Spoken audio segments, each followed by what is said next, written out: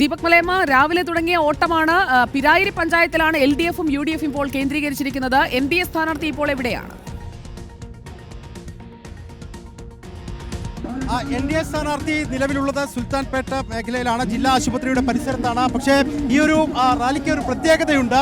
കഴിഞ്ഞ ദിവസമൊക്കെ നമ്മൾ കേട്ട ചില കഥകളുണ്ട്. 8 കൗൺസിലർമാർ മറുകണ്ഠം ചാടുമെന്നുള്ളതായിരുന്നു ആ കഥകൾ. ആ കഥകൾക്കുള്ള മറുപടി എന്നുള്ള നിലയിൽ തന്നെ കൗൺസിലർമാരെ ഉൾപ്പെടെ അണിനിരത്തിക്കൊണ്ടാണ് ഇപ്പോൾ NDAയുടെ ഇത്തരത്തിലുള്ള ഒരു വോട്ടഭ്യർത്ഥന മുന്നോട്ട് പോകുന്ന സ്ഥാനാർത്ഥി തന്നെ ചേരുന്നുണ്ട്. കൃഷ്ണകുമാരേട്ടാ, ഇതൊരു മറുപടിയാണോ? ഞങ്ങൾ എന്തിനു മറുപടി കൊടുക്കണം? ഇതിലേക്ക് ആരൊക്കെ പറയുന്നത് 8 പേര് പോകുന്നു. ഈ മറുപടി പറയേണ്ട ആളുകളോടോ ഞങ്ങൾ മറുപടി പറയണം? ഞങ്ങൾ 28 ആളും ഒരു ആദർശത്തിൻ്റെ പേരിൽ, ഒരു ആശയത്തിൻ്റെ പേരിൽ ഇതിൽ നിൽക്കുന്ന ആളുകളാണ്. ഞങ്ങൾ ആരും ഒരു നഗരസഭാ കൗൺസിലർ പോലും ആവുന്ന പ്രതീക്ഷിച്ചല്ല ഇതിൽ വന്നിരിക്കുന്നത്. അതുകൊണ്ട് കസേര പ്രതീക്ഷിക്കുന്ന ആളുകൾ പറയുന്നതനുസരിച്ച് ഞങ്ങൾ പ്രവർത്തിക്കില്ല. ആ നിലയ്ക്ക് പ്രചാരണം അതൊരു വെറും പ്രചരണം. കാരണം അവിടെ വില കൂട്ടാൻ വേണ്ടിയിട്ട് വിലപേശുന്ന സമയത്ത് വിലപേശലിൻ്റെ വലുപ്പത്തിന് വേണ്ടി 8 ആളുടെയും 9 ആളുടെയൊക്കെ പേര് പറഞ്ഞു. ഇനി ഇതെല്ലാം തിരിച്ചു കൊടുക്കേണ്ടി വരും. വാങ്ങിയത് തിരിച്ചു കൊടുക്കേണ്ടി വരും. അതിലേക്കാണ് നമുക്ക് ചെയർപേഴ്സൺ കൂടി ചേരുന്നുണ്ട്, പ്രമീള ശശിധരൻ. പലരും പറഞ്ഞു കൗൺസിലർമാരൊക്കെ പോകുമെന്ന്. അപ്പം അങ്ങനെ പോയില്ല.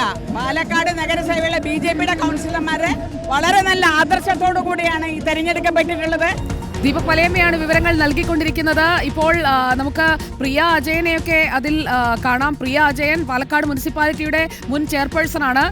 ദീപക് മലയമ്മ വലിയങ്ങാടി വാർഡിലെ കൗൺസിലർ. വലിയങ്ങാട് വാർഡെന്ന് പറയുന്നത് 46ാമത്തെ വാർഡാണ്. വലിയങ്ങാടി വാർഡിലെ കൗൺസിലറെ കോൺഗ്രസിൽ എത്തിക്കാം എന്നൊരു ഓഫർ സന്ദീപ് വാര്യർ വെച്ചു എന്നൊക്കെയാണ് കേൾക്കുന്നത്. പലരും അങ്ങനെയൊക്കെ വലിയ ബ്രേക്കിംഗ് ന്യൂസ് ഒക്കെ അടിച്ചു. പക്ഷേ ഇപ്പോൾ പ്രിയ അജയൻ തന്നെ ഈ യോഗത്തെ അല്ലെങ്കിൽ ഈ റാലിയുടെ മുന്നിൽ നടക്കുകയാണല്ലോ.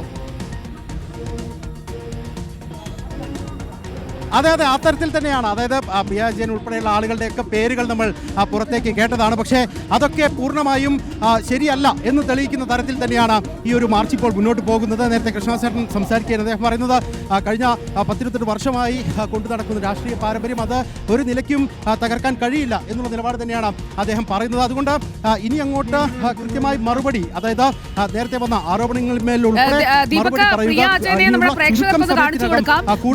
ചാനലുകളൊക്കെ വലിയ ബ്രേക്കിംഗ് അടിച്ചതാണ്. പ്രിയ അജയൻ പോകുമെന്ന്. പക്ഷേ ഇപ്പോൾ പ്രിയാമണിയായി കൃഷ്ണകുമാറിനൊപ്പം നടക്കുന്നുണ്ട്. പ്രിയ അജയൻ പോകുന്നായിരുന്നു പറഞ്ഞത്. പ്രിയ അജയൻ പോയിട്ടുണ്ടോ? ഉത്തരം പറയേണ്ടത് മാധ്യമങ്ങളും ജനങ്ങളുമാണ്. ഇതാരാ നിൽക്കുന്നത്?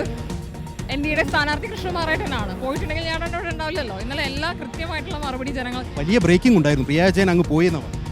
അല്ല, അത് വാർത്ത മാത്രമല്ലേ.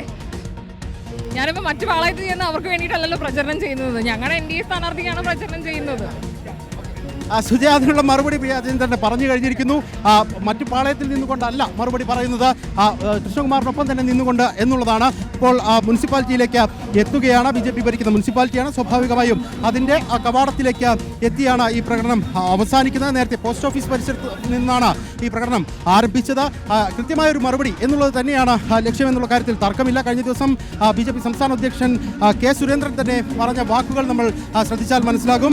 ഓപ്പറേഷൻ കൈപ്പത്തി അതിന് പരിഹസിച്ചുകൊണ്ട് അദ്ദേഹം നടത്തിയ പ്രതികരണങ്ങൾ ഒക്കെ വളരെ വ്യക്തമാണ്. പല വിധത്തിൽ പ്രചാരണ പരിപാടികൾ ഉഷാറായി നടക്കട്ടെ.